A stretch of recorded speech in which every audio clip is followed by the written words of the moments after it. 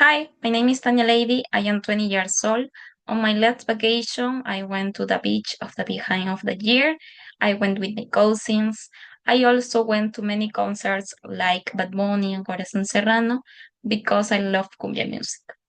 I visit the city of Huancavelica in February for the carnival celebration. I ate traditional food like pachamanca, trout, and love song.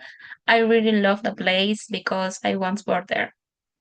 I also went to eat Korean food with my friends and sang in karaoke.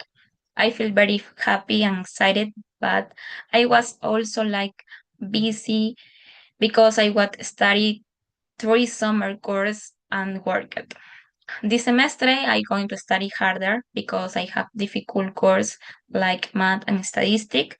I'm going to organize my time better and want to get a scholarship. Thank you.